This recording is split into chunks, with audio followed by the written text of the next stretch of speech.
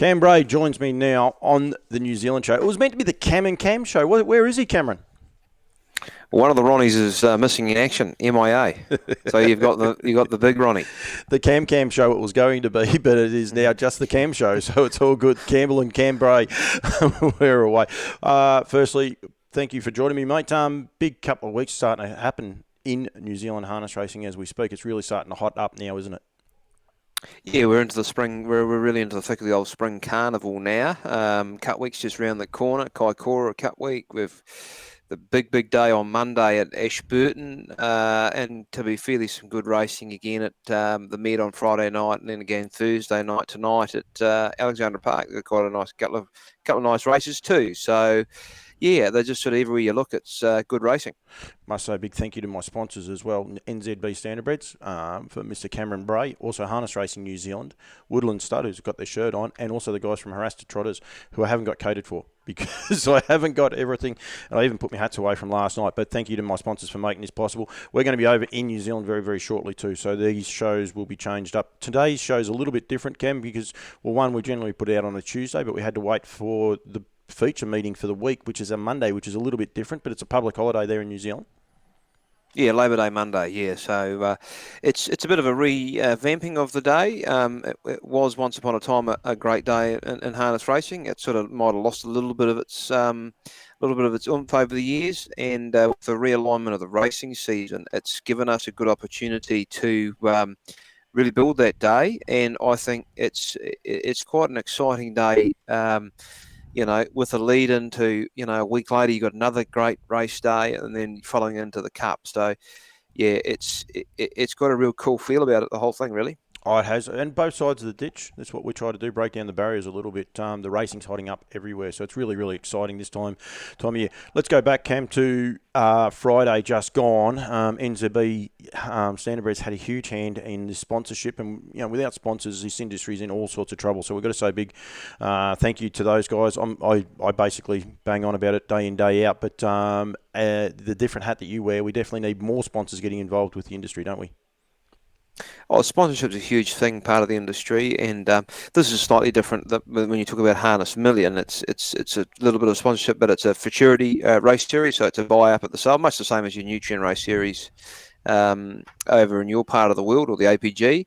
But yeah, we had 3 of our 2-year-old races on Friday night, which was really cool. Great to see the two, and great to see such a great, big fields of 2-year-olds. We haven't probably seen that in recent years. So the change of season's has been fantastic. The 2-year-old Colts and Geldings field was oversubscribed, and they ended up putting on a secondary 2-year-old race on the night. So it's great to see. Just on that, Cam, and we're not going to preview every race meeting that's coming up. We're only really going to touch on a few of the races on the Monday. But Friday night, I think I saw the fields are massive. You've got 13, 14 horse fields on the Fridays as well. So a lot of doom and gloom in the middle of winter about field sizes and where do we go. All of a sudden I started looking at you guys' fields, and they're just massive, which is really, really exciting. And like you said, this meeting had big fields, and it just seems to be a flow-on effect now with all the races. Well, then you've also got to remember that because of the change of season now, you've got a lot of the aspirational races, the 2 and 3-year-old races, the good group races. You've got them condensed into a shorter period of time now. So, which means that by and large, your older rating horses, there's fewer events for them to get involved in, so the fields are bolstered, if you know what I mean. So, look, it's a really interesting part of the year. It's going to be a lot of racing, a lot of good racing, and I reckon it's fantastic. But to go back to Friday night, we were really pleased.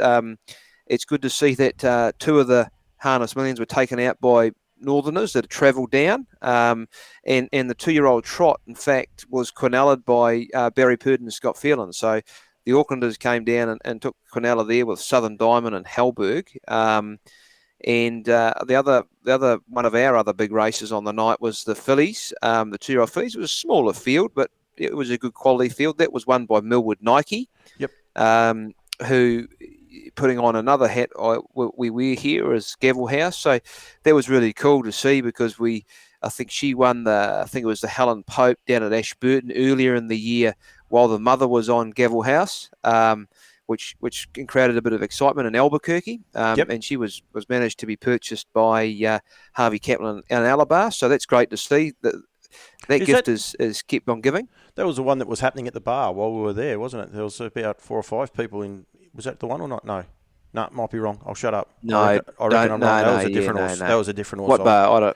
I don't go to bars. Uh, No, actually, anyway, you were. moving on because that was embarrassing. That's not the first one. And then for us, the 3-year-olds, the Colts, which was the big field, it was a capacity field. It was won by Merlin. It's an absolute star. It's got a picket line, picket fence form line, and it remains unbeaten. Very nice horse. He's super exciting horse, this Cam. The one thing I like about him is his gate speed. Probably a knock on a lot of the Kiwis is their lack of high gate speed. Outside barrier draw, and he was in front after 200. Yeah, no, and it was competitively run race.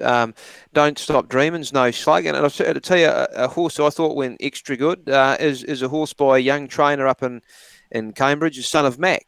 Kyle Marshall trained that, brought him down for the event, so it's good to see him get a bit of the chockies. And he was here in Australia for a little while too, Kyle, and did a good job. And it's good to see him. Good to see young blokes going back there. There's a big influx of people saying about all the guys leaving New Zealand and going to Australia. It was good to see Kyle go back and making a name for himself. Bobby Butt, a few of the other guys are doing a good job. So that's really key.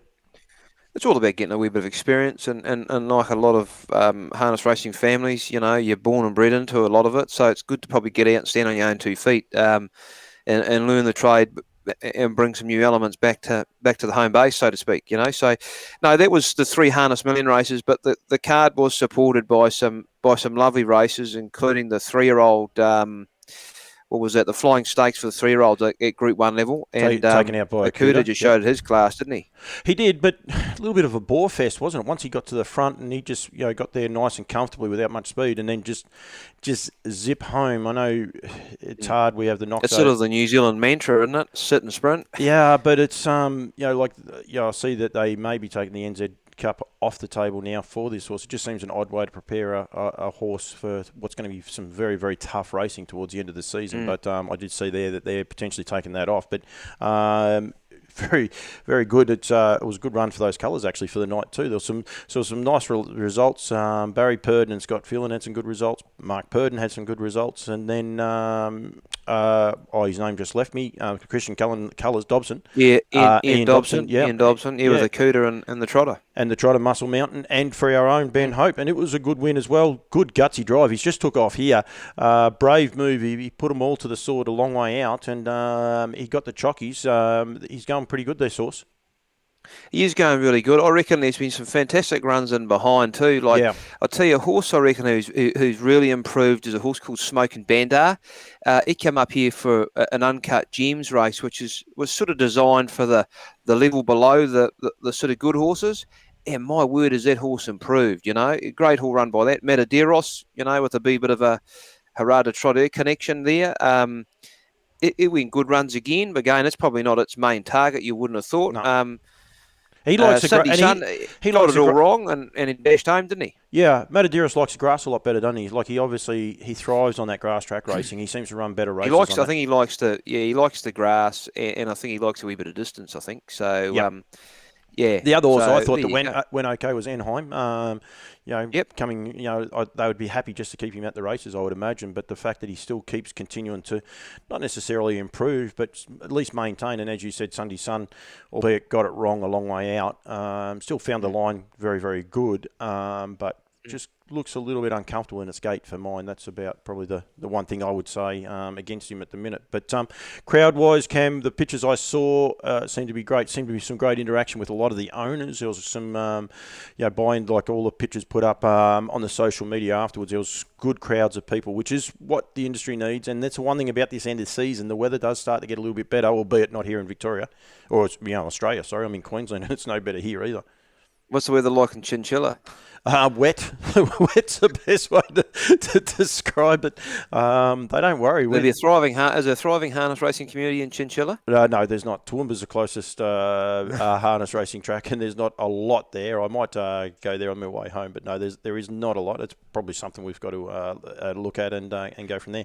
Mate, there's another 4 meetings gazetted already now, but we're going to turn our attention to Ashburton for the Labor Day meeting, public holiday meeting. So do they expect a good crowd for this sort of meeting? Oh, I would have thought so. To be fair, the poor buggers this time last year. From memory, we were under some COVID restrictions, I think. So, from memory, when I drove down there, there was the main arterial route, State Highway 1 down south. There was a crash either just prior to or just on the bridge. So I think from me at home, and I only live sort of 3/4 of an hour north of the bridge. It took me about 3.5 hours to get there. So. Hopefully that doesn't happen again. I would like to think they'd get a good crowd. The quality of racing is of better quality. Yep. And I think people. It's a Monday. It used to be a big day, and you like to think they can get a few people back on course. Ashburton track, very, very quickly. What's the style of track? What is it? A big track, small track, 1,000 metres? I think she's a mile track. Yep. And it plays pretty quick too. So given the right conditions, I think you should see. They've just changed a lot of these. I've changed a lot of these from the mile to 1,700 metres. Yep. Because of the nature of the winning post, it gives them it lets them go 100 metres before basically they have to scrub speed to get into the turn. So, given the conditions and everything going well, we might see a few records tumble tomorrow on Monday, hopefully. Biggest track in New Zealand? Is this the biggest track in New Zealand? Sand track. Sand track. Oh, couldn't actually answer that, to be honest. All right, sorry about that. Couldn't answer that. Won't do that. First race is at 12:12. First race we're going to quickly cover off on is the Garrard Sire Stakes Sophomore Classic, race number 3 at 1:22. Republican Party, he was a terrific run last Friday night for the Dalgettis. He's going to be a real chance. Small field, but an intriguing little field, Cam. Yeah, and there's a wee scratching there. Bellinger's come out, which I think came out yesterday by the sound of it. But again, it's a interesting form lines coming through here. Republican Party's a pretty smart sort of horse. Sandwave has been a good horse too. Southern trained horse. I think they call it the Southern Tsunami. Aptly call it the Southern Tsunami. So yeah, there's a number of different form lines going through there, which is interesting. And again, it's for the 3-year-old colts and geldings. 40,000, the money's up. So yeah, I think you'll find, given the right conditions, it'll be quite a hotly contested sort of race. Yeah, a bit of intrigue. And sometimes those smaller fields, like I said before about the favourites making their way to the front, some of these horses are probably going to try and stamp themselves and give themselves a bit of a chance of, maybe being that horse that can go to the front one day and be a bit pedestrian with a couple of the bigger guns out. So you never know. There might be some really exciting moves going in it. Race 5 is the second of those ones, Cam. And this sees Highgrove, horse that I was able to see win the Northern Derby back when I was over there for the Weanling sale. Weanling sale. Yeah, and I was actually very fortunate to be sitting in the back of the mobile and see him up close. And what an exciting horse this horse is to come back. He's had the one run back from a spell for a second, and I see there he actually raced rough in that one as well.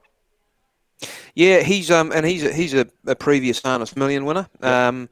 There's a bit going on here, to be honest. There's I don't think the market's out for it, but there's a wee bit going on here because you see these horses in there like Hot to Trot, he's come off the last 3 starts for 3 wins. Paramount Empress. It seems to be a reasonably progressive horse. It's had 3 starts for 2 wins. Yep. Highgrove, who's got a bit of class. El Conqueror on his day is a very, very good horse. There's a lot going on here. When I went back to from that Weanland sales, I actually was speaking to Duncan McPherson. I said, I just think I saw the Victorian Derby winner, but unfortunately the heats of that are on this weekend, and he won't be over there obviously because he's going to be going around here. But yeah, I just thought he was just a superstar horse to follow, and just obviously something may have just gone a little bit pear-shaped with him and he just lost his way a bit, but hopefully because he's an excitement machine. I think good trotters are great to watch, ones like him that just have that little bit of X factor about them.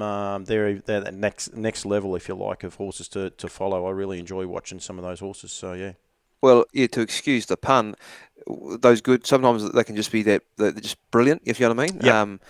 And that's not in reference to a certain trotter, but yeah, when you get those good trotters, they can do things that just other trotters can't. Is that Bolt for Brilliance? Yeah, well, that was the correlation here. I didn't think it needed to be that blunt, to be honest. But Oh you know, well, sometimes you've just got to get it out there. Unfortunately, that just did something very funny. But we've got race number 7, the What the Hill Ashburton Trotters Flying Sprint. This is over the 1,700 metres again, and a great field assembled here, Cam. yeah, this is another very interesting race. Albeit you would suggest that of the last start one there of Muscle Mountain, he would go close to being favourite. But again, it's a field pack full of quality. You know, when you look at it, any one of them on their day can put up their hand and be counted. You know, Artie by the Hill since coming to Robert Dunn's or Yep. Robert and Jenner's down on the beach. It's got a pretty consistent form line. We know about Ian Hind, 5 Wise Men. You know, on his day, he's been an absolute star. Majestic Man, the old horse, is a good horse. Muscle Mountain, we don't need to talk about. You know, but Oscar, you know, it's good depth, isn't it?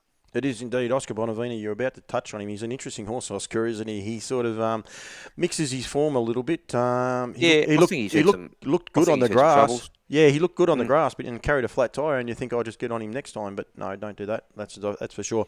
The NZB Air Freight Ashburton Flying Stakes is the last race we're going to quickly cover off on, Cam, race number 9.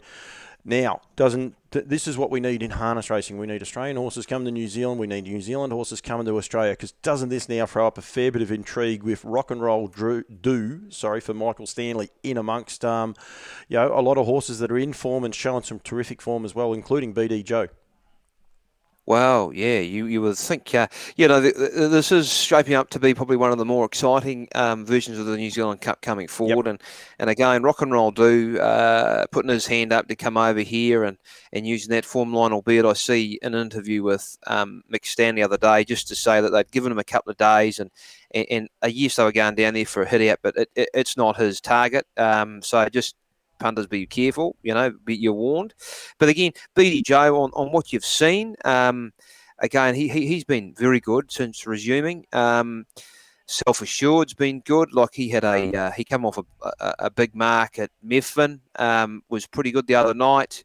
Again, Spankham, a lot of class. South Coast, like Christ. Then you've got horses like Old Town Road, who's been a nice horse, is a nice horse. I was going to touch on him, Cam, and a couple of the others in this field here. The last year when we were talking about, and one of the worries when we were talking about a lot of these races, you had lowly assessed horses, if you like. Even a horse like Cranbourne, I think he was coming through his classes, if you like. And now, just looking at their ratings, all these horses are up into the 90s. Of course, you've got McAndrew, Aviator, who is not. But the rest of those horses have got a really high rating. It's amazing how things can turn around in 12 months, isn't it? Well, I think there's also been a bit of a mindset change here in New Zealand where we're trying to foster those cup type class horses with country cups. We've sort of revitalised the country cups type scenario. And again, country cups, fine. We talk about McAndrew Aviator. He was a prospect of all that. He's come through that. He's had a hell of an improvement, this horse. He's a sport there for Colin De Philippi, the sports rider horse, Cranbourne. Like there's a lot going on here, a lot of country cups winners, and I just reckon it's really cool. South Coast Arden and Spankham, one of that, like during the Methven Cup, I don't know if it's a grass or what it was, but they just didn't sort of seem to savage the line. So it'd be interesting to see what goes on here on Monday. It's funny, South Coast Arden, he is funny, isn't he? Because he was a horse this time last year. He would have been able to do anything. Just his form's just petered a little bit. Hopefully for Brett Mangos and Johnny Stiven and them, they can get him back. Yeah, well, he's a lovely horse, and Mango's got a huge rap on him. But when I questioned him about seen the other night about the Methven Cup run, he just said, I don't know if he was just on the grass, the spring grass might have upset him or what it was. They thought there could have been might have been a touch of the cold, but no, he's come through it pretty good. And he just put it down to that's bloody horses. That's probably one of those things too with Rock and Roll we're going to be a bit careful of too, because I saw pictures of him out on the grass, and Victorian grass at the minute is full of water, and you go over there with a bit of good stuff that you guys have over there. May play up with him a bit, may not. But anyway, I feel like the grass is growing here too. So yeah, it's all go here. Cam, we will just about wrap up. The one thing I do want to promote, though, is the Macmillan's Equine Feeds Junior Drivers Championship, which begins in Methven on the 28th of October, and then Kaikoura on the 30th of October. Unfortunately, I won't be there. There's a list of the drivers. The one thing that I do want to point out, though, that what Harness Racing New Zealand have done terrifically is these profiles. When I saw they're going to do profiles of them, most people do profile and they ask them your favourite food and your favourite drink. These are properly done videos, very, very classily done, and I think well done. Hats off to them, and I encourage people to go and have a look at them and keep them, then you can go through and have a look at the drivers. Right at the minute, there's Monica Range has been released. I saw Mark Hurrell, I think it is, and Hurrell yep. and Crystal Hackett. Their three have been, so they're just going to tease them out, and I think well done to those guys for doing that. I believe that might be where Cam Kirkwood is today, but I like what they are doing. They're getting this media out there and promoting it. It is it's not easy, but it's not as hard as what it once was to be able to get quality stuff out there, and hats off to them. And I encourage people to go and watch these videos and find out a little bit more about the girls and boys. Well, and putting a bit of a serious go on it too. Like I know you mentioned there, in the old days we used to ask them what was their favourite bloody movie and what they like for tea and all sorts of stuff. These are the future of our industry. So let's treat them, like the emerging stars they are. Monica Ranger. The two things that struck me: one, she works for Ray Green at the minute, and I think she said she ever started with Tony Hurley. So you actually know where they've got their background, if that makes sense. I can't remember actually who it was. I think it was Tony Hurley, but anyway, if I got it wrong, I apologise, Monica. I'll go back and watch it again. But I encourage people to go and watch it themselves. But at least who they've been with, where they've been. You find out a little bit more about them, and I think that part is good. And they say it in their own voice. You can hear the enthusiasm in their voices and what certain things mean. Like, the same thing. Ask a person, what was your first winner? And I can tell you mine was Great Impressions. But when you ask someone their first winner, exactly. And you can hear how much it means to them, and especially that one with Monica. And in respect to the other two, I've only watched Monica's, so that's the only reason I'm referring to hers. But that horse has a close spot in her heart. I think she'd ran second on it that same day, and she referenced that in the conversation. So that's where these horses mean so much to these young people, and I think it's a great way to promote the juniors, promote the young people, because we need more of them in the industry. And I must say, Monica Range is not a name. It may be a family name over there, Cam, but it's not a name that I see a lot in New Zealand. Her father, the great Dwayne Ranger, is a bit of a racing scribe over here. Actually lives over in Brisbane now, I think. That was going to be the only Ranger I knew, and so she is related. Yeah. I think daughter of. Right. Okay. Well, he'll be daughter sharing. Of the great man. He'll be sharing that. He's not far from me. I should catch up with him one day and go from there.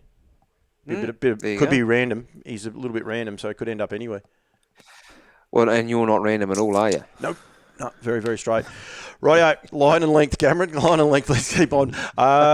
Very, very quickly, any other news, from NZB or from Harness Racing New Zealand out there that we want to get out there for this week? I think at this stage it's just she's all steam ahead towards the Cup and Show Week. Back under normal transmission now, people can come to the races. So we would like to, think we get a good crowd over this next wee bit. Kaikoura, obviously, Paul, you're arriving on course at the very, very small hours of the Monday, so we'll get up there nice and early and do a bit of homework. But again, you'll get to see it firsthand. But it's a very cool atmosphere at Kaikoura, and it just kicks off the whole process.